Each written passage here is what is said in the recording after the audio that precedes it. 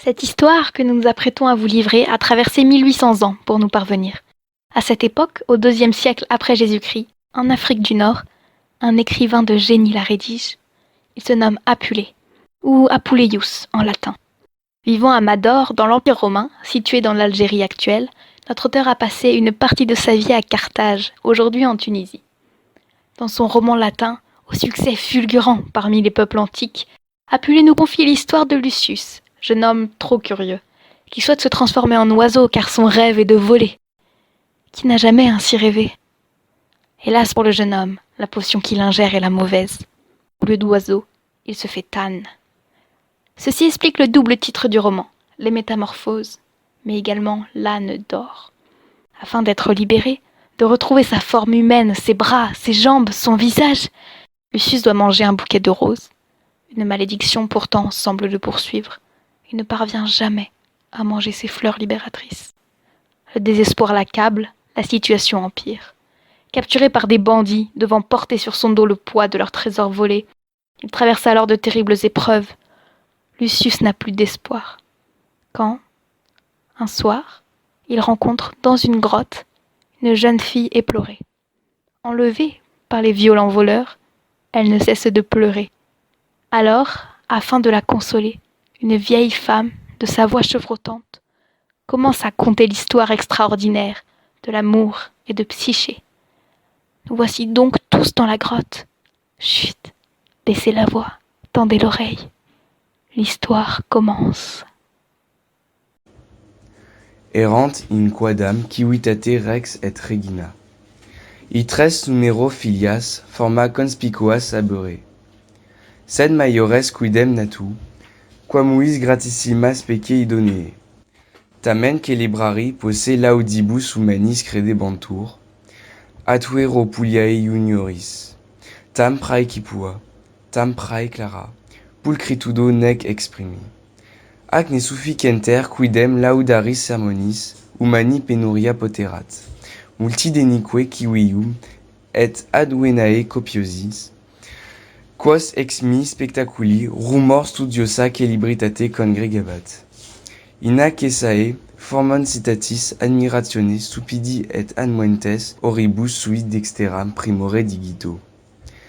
In erectum pollicem residente, ut ipsam prorsus deam venerem religiosis venerabantur adorationibus.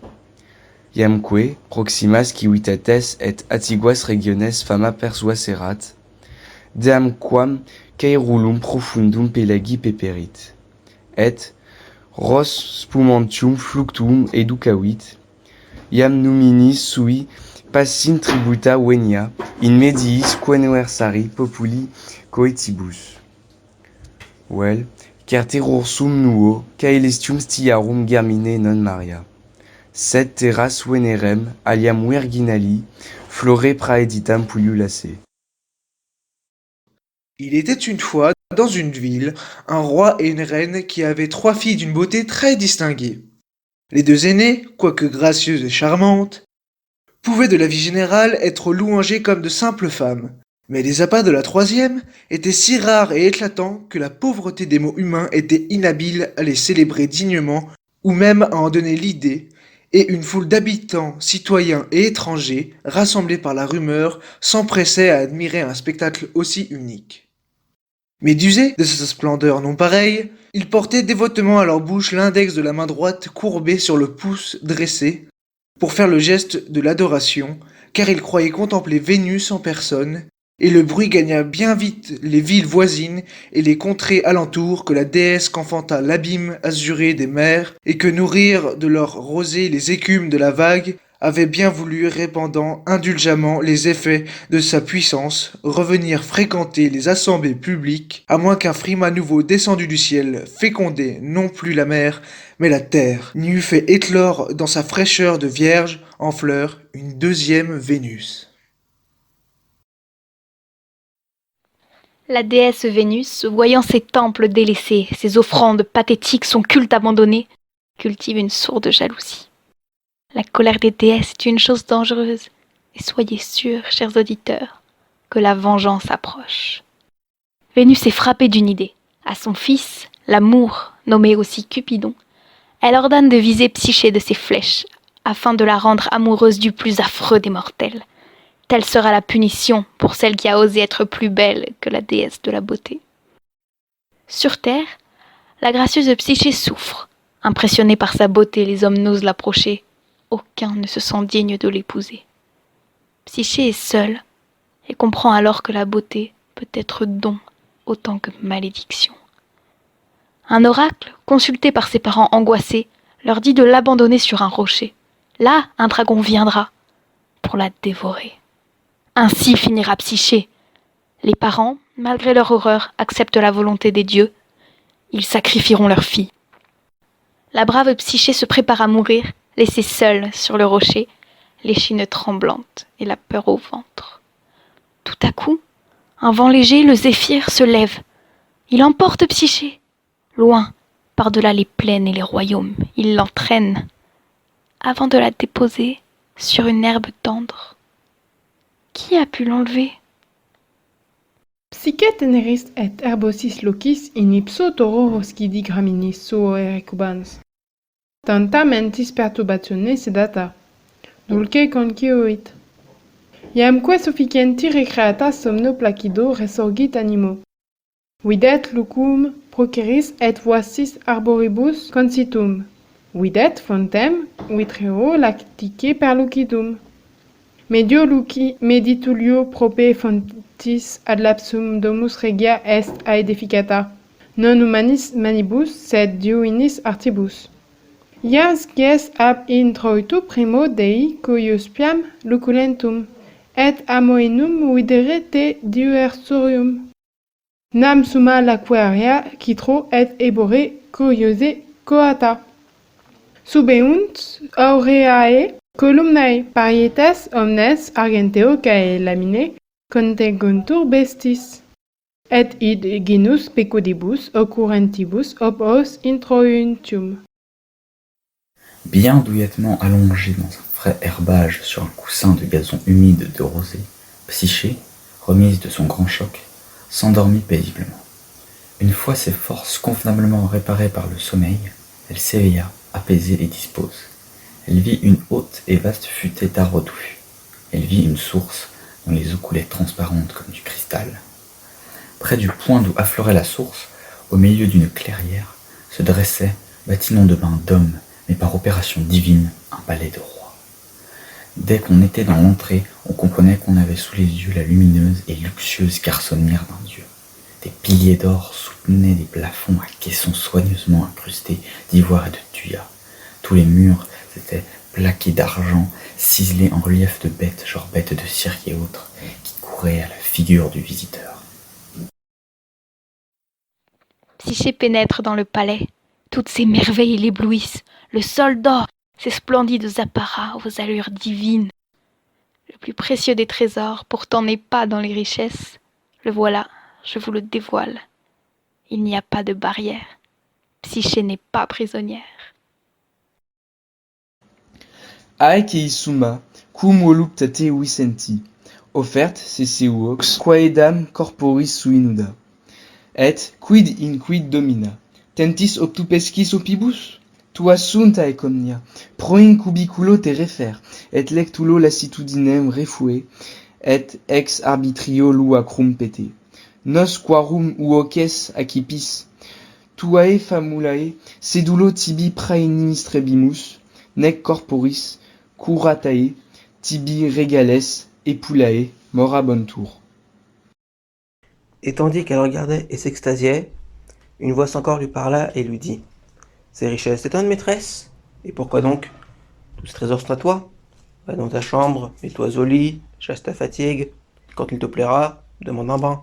Nous, dont tu entends la voix, sommes tes servantes. T'aiderons de bon cœur à ta toilette, et une fois faite, te servirons sans retard un goûter de reine. » Psyché rassurée profite d'un repas merveilleux, servi par une nuée de mains invisibles. Après son bain, un concert lui est offert. Musiciens et chanteurs sont eux aussi intangibles. La jeune fille, enfin, se glisse dans un lit. Paisible, elle dort quand, dans la nuit si calme, un bruit la surprend. C'est un inconnu qui s'allonge auprès d'elle. Psyché devient sa femme, mais avant de pouvoir voir le visage de l'homme, ce dernier disparaît. Peu à peu, elle s'habitue à cette nouvelle vie et à ce mari inconnu qui ne vient que la nuit. Loin, loin d'ici, ses parents se désolent, tandis que ses deux sœurs partent à sa recherche. L'homme mystérieux supplie Psyché de ne pas chercher à les voir. Il déclare qu'un tel acte entraînerait une catastrophe. La jeune fille, pourtant, nostalgique, ne cesse de pleurer. Sa famille lui manque.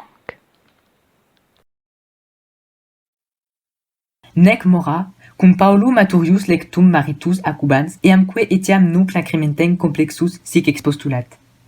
Eacine mihi policebare, suce mea, quidiam detetus marito expecto, quid spero, et perdia, et per nox nec inter amplexus coniugales destinis cruciatum. Agi iam nunc utuales, et animo tuo damnosa proscenti pareto, tantum me mineris meae seriae monitionis, cumque peris sero paenitere. Son mari rentra un peu plus tôt que d'habitude, se mit de suite au lit, la prit dans ses bras, la vit encore à pleurer, et il l'attrapa comme ça. « Ma Psyché, c'est ça que tu m'avais promis, à moi, ton mari. Qu'est-ce que je peux attendre de toi? Qu'est-ce que j'ai à espérer? Et le jour, et la nuit, et même pendant l'amour, à te torturer sans arrêt. Fais donc comme tu voudras, suis ton idée de malheur. Un jour, tu te rappelleras comme je t'aurais bien prévenu, mais ça sera trop tard pour regretter. » Après des jours, des semaines, Psyché est tombée amoureuse du mari inconnu. Elle obtient de lui le droit de revoir ses sœurs, comme de leur offrir quelques trésors de son palais. Mais l'homme l'avertit. Si jamais, sur les conseils de ses sœurs, Psyché cherche un instant à percevoir son visage, d'horribles conséquences suivraient. Les deux amants seraient alors à jamais séparés. Sed prius, inquit, senties moriar quam tu isto dulcissimo connubio caream. Amo, enim et efflictim te, quicumque es, diligo aeque ut meum spiritum, nec ipsi cupidini comparo. Sed istud etiam meis precibus, oro, largire et illi tuo famulo zefuro praecipiem simili vectora sorores igmeis istat. Et imprimens osculas vasoria, et ingerens verba mulsentia, et inserens membra coibienta, aec etiam bladitis astruit. Mi melite, mi marite, tuae psucae dulcis anima. Oui, ac potestate venerii susurrus, invitus succubit maritus, et cuncta se facturmus popundit, atque etiam luce proxumante, de manibus uxoris evanuit. Oh, plutôt je meurs 100 fois que d'être privé du si délicieux plaisir d'être ainsi uni avec toi. C'est que je t'aime, et à la folie. Et qui que tu sois, tu m'es aussi cher que mon souffle, même à Cupidon je ne te compare pas. Oh, s'il te plaît, je t'en prie, fais-moi encore ce plaisir, ton serviteur le grand Zéphyr. Commande-lui de transporter mes sœurs comme moi et de me les emmener ici. Et de te l'embobiner de bécots, de l'embarbouiller d'une soulée de paroles sucrées, de l'encercler bien serré dans ses bras, en ajoutant encore à ses caresses des « mon miel, mon mari », le doux cœur à sa Psyché. Tant et si bien que le mari succomba malgré lui à la toute-puissance de ses gazouillis et de ses mamours, et qu'il promit tout. Et puis, comme le jour arrivait, il se volatilisa d'entre les bras de sa femme. Psyché, euphorique, retrouve ses deux sœurs guidées par Zéphyr jusqu'à son palais. Elle les couvre de présents, leur confie que son mari est un jeune homme, un beau jeune homme. Mais tant de luxe fait naître chez les sœurs l'envie. Pourquoi Psyché mériterait-elle tant de gloire quand elles sont liées à de pauvres maris âgés? Leur jalousie les pousse, au retour du voyage, à convaincre tous leurs proches que Psyché a bel et bien disparu. En secret, alors, elles fomentent une vengeance. Interrep sucen maritus ille. Quem nescit, rursum suis illis nocturnis sermonibus sic commonet. Videsne quantum tibi periculum? Velitatur fortuna eminus. Ac nisi longe firmiter praecoes mox cuminus congredietur. Perfidae lupulae magnis conatibus nefarias insidias tibi comparant. Quarum summa est ut te suadeant meos explorare ultus, quos ut tibi saepe praedixi. Non videbis si videris. Ergo igitur, si postac, pessimae iliae, lamiae, noxis animis armatae venerint. Venient autem sciu. Neque omnino sermonem conferas. Et si id tolerare progenuina simplicitate, proque animi tui teneritudine non potueris. Certe de marito nil quiquam, vel odias, vel respondeas. Nam e familiam nostram, iam propagabimus et hic aduc infantilis uterus gestat nobis infantem alium. Si texeris nostra secreta silentio divinum, si profanaveris mortalem. Nuntius psuque laeta florebat. Pendant ce temps-là, à Psyché, son mari jamais vu lui faisait encore des discours, la nuit, pour l'avertir. Tu ne vois donc pas le grand danger qui te menace? La fortune te harcèle de loin. Si tu ne tiens pas ta garde bien ferme, elle va très bientôt s'approcher pour le corps à corps. Les garces perfides te préparent à grands efforts un piège pernicieux pour te persuader, c'est l'objectif, d'essayer de regarder ma figure, que si tu la vois, je te l'ai déjà annoncé, tu ne la verras plus. Donc par conséquent, si après ça ces abominables l'ami viennent armés de mauvais desseins, et elles viendront, je le sais, ne parle pas du tout avec elles. Et si tu es trop simplette de naissance et gentille de nature pour y arriver, en tout cas sur ton mari, n'écoute et ne réponds rien, parce que notre famille va s'agrandir, et de ce ventre de petite fille va nous sortir un autre petit enfant, un dieu si tu gardes le silence sur notre secret, un mortel si tu le violes. L'annonce fait à Psyché, l'épanouie de bonheur. Psyché vit heureuse, se réjouissant d'attendre un enfant, futur immortel. Encore une fois, pourtant, son époux la met en garde. Il a découvert la nature malveillante des sœurs, leur haine, leurs mensonges. Alors, profondément inquiet, il supplie sa femme d'être discrète. Suscipit Psyche, singultu lacrimoso sermonem incertans.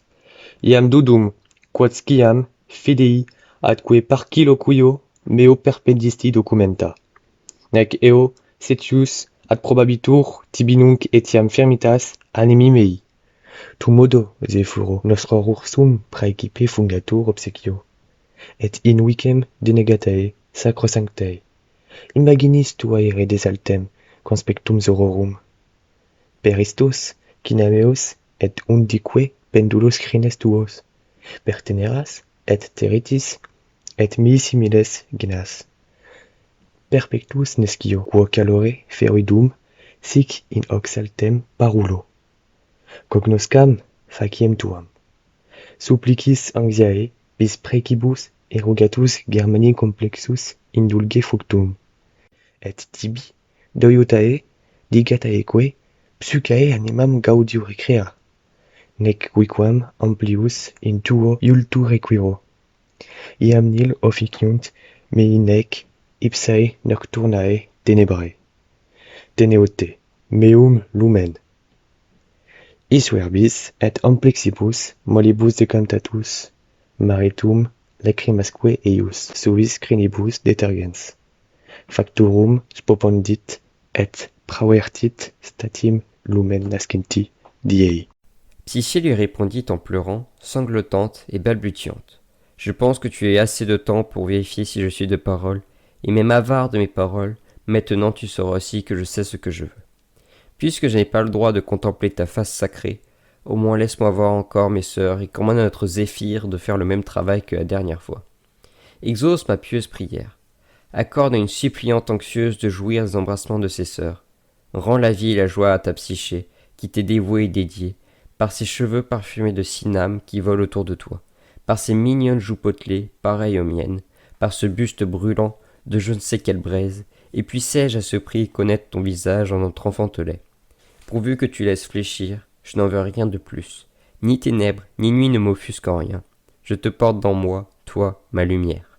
Et le mari, envoûté par ses incantations et d'amollissante étreinte, essuya ses larmes de ses cheveux, promit tout et se hâta de devancer la première lumière de l'aube. Les deux sœurs menteuses reviennent voir Psyché, Bientôt elle persuade la jeune fille que ce mari merveilleux, qui refuse de montrer ses traits, est, en réalité, un monstre. Un énorme serpent venimeux, répugnant, cruel, exactement comme l'avait prédit l'oracle à ses parents. Elle affirme que l'enfant qui s'apprête à naître la tuera, la dévorera. Persuadée alors que son mari est un monstre, Psyché s'affole, c'est décidé. Suivant les conseils de ses sœurs, ce soir, elle assassinera son mari, à l'aide d'un poignard éclairé par une lampe à huile. Mais, alors qu'elle allume la lampe, le corps découvert à ses côtés est loin de celui d'un monstre. C'est un jeune homme magnifique, l'amour aux 1000 attraits. Stupéfaite, Psyché en laisse tomber son arme. Iamque lassa, salute defecta, dum saepius diuini ultus intuetur pulchritudinem recreatur animi.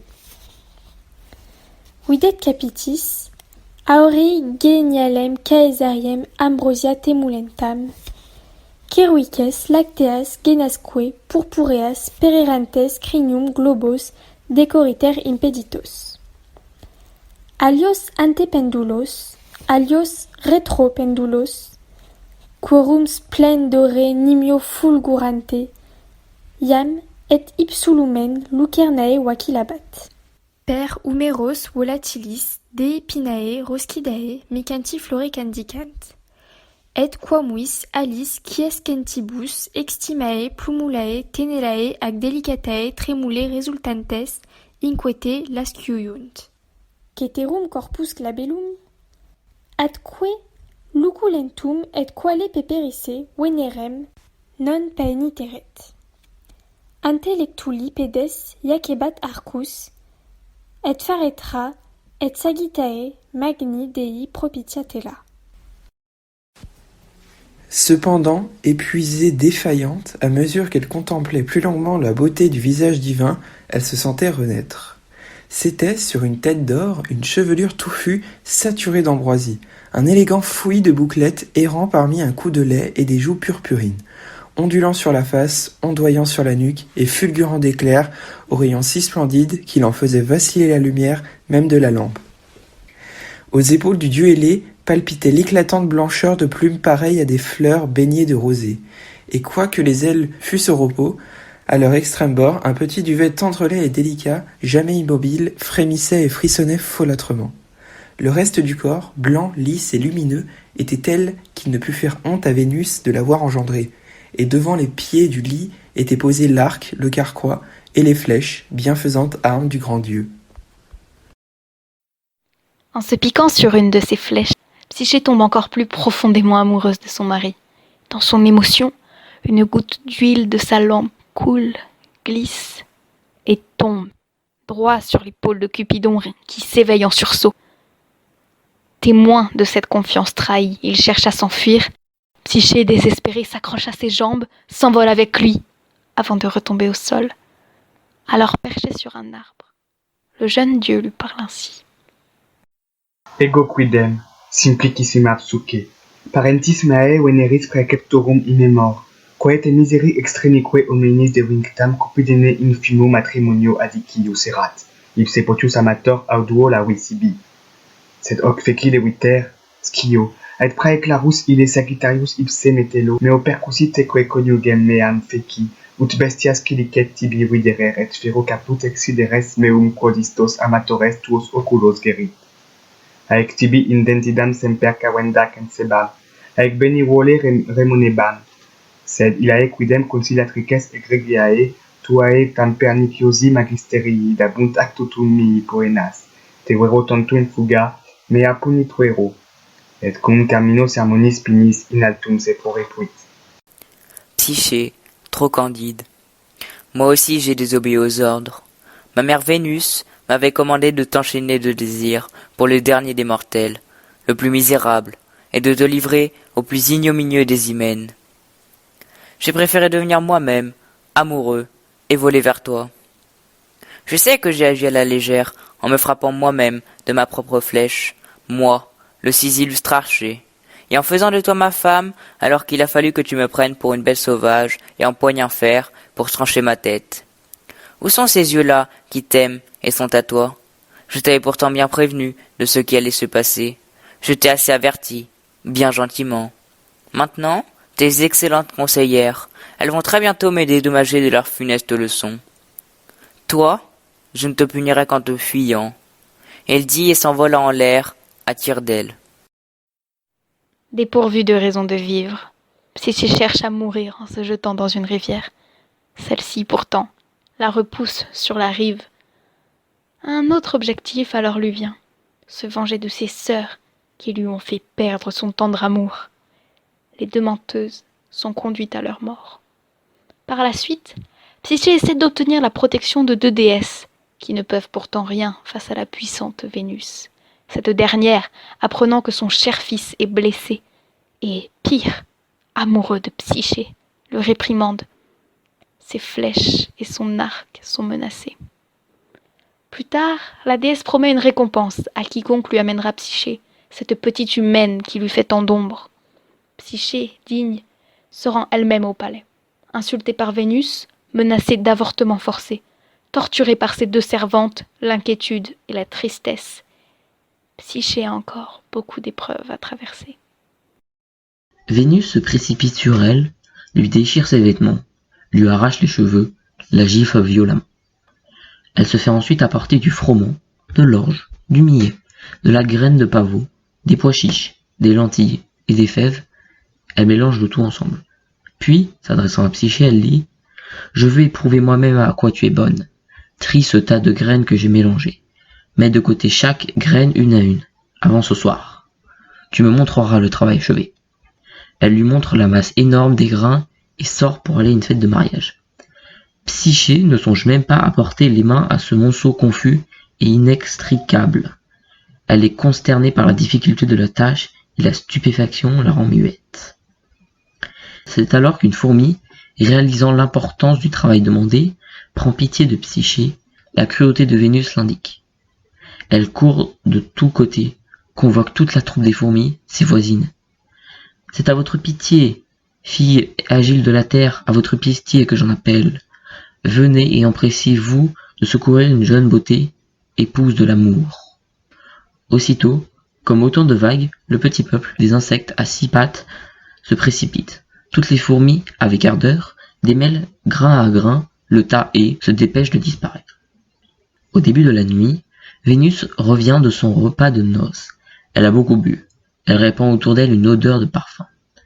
Quand elle voit avec quel soin le travail a été fait, elle s'écrie « Ce n'est pas toi, coquine.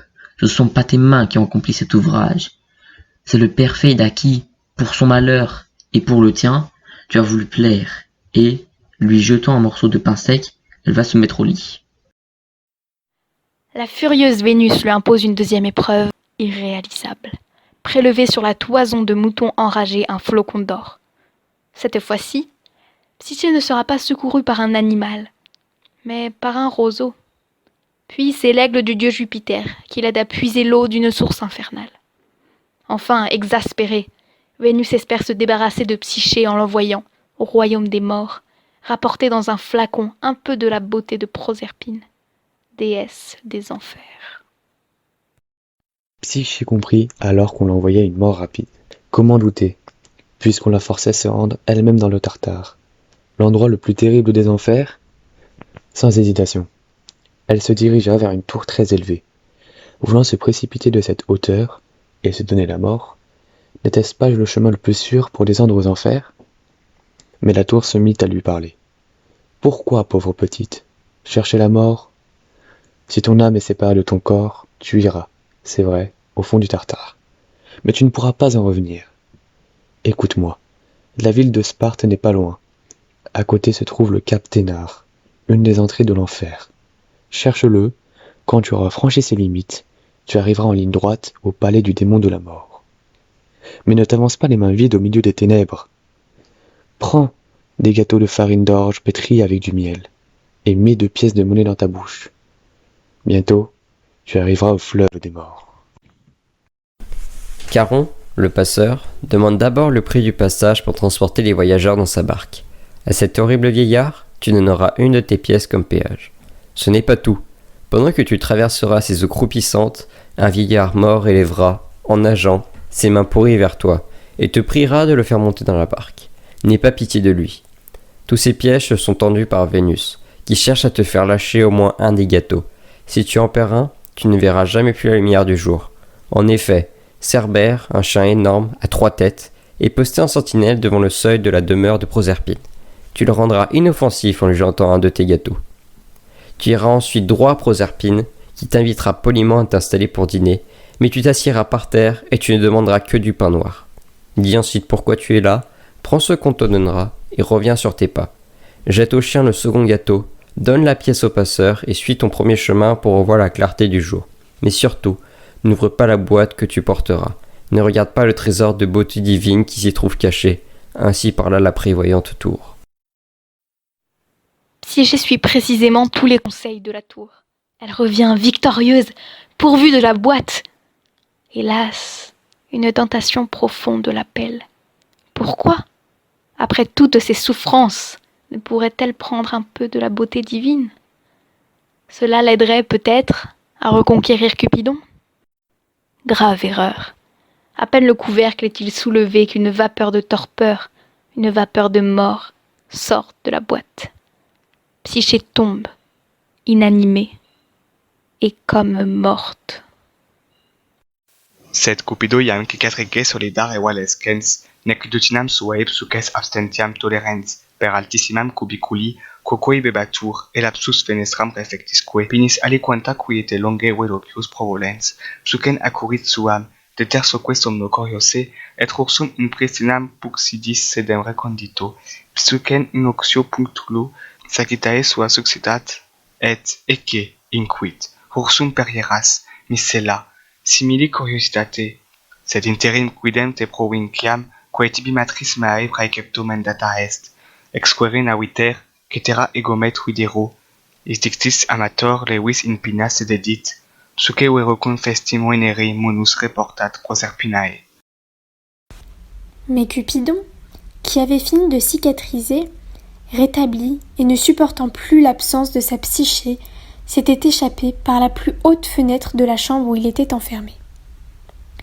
Comme ses ailes, réparées par un repos assez long, volaient plus vite, il accourut à sa Psyché, la débarbouilla soigneusement de la vapeur de torpeur qu'il renferma à sa place dans la capsule, réveilla Psyché d'une petite piqûre inoffensive de sa flèche et lui dit « Et voilà, pauvrette, une deuxième fois, tu allais périr et de la même curiosité.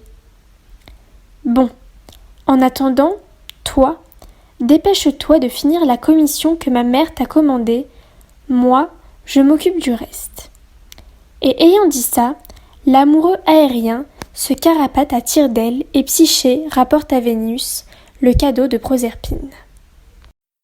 Cupidon éploré supplie le noble Jupiter de lui pardonner ses fautes et celles de Psyché. Le dieu des dieux accepte, à condition cependant que Cupidon soit son allié dans ses prochains amours humains, l'aidant de ses flèches à séduire les mortels. Cupidon et Psyché se marient, entourés de tous les dieux. Même la jalouse Vénus pardonne à la jeune fille. Une coupe d'ambroisie, le nectar des dieux, lui est offerte. Psyché l'humaine devient alors immortelle. 9 mois plus tard vient au monde une enfant, prénommée Volupté. Ainsi s'achève le conte d'amour et de Psyché. Une signification symbolique se cache dans ce conte, chers auditeurs. En effet, en grec, psyché signifie l'esprit ou l'âme. Notre jeune amoureuse représente donc cette âme humaine, purifiée par les passions, par les malheurs, et préparée par l'amour à devenir éternelle.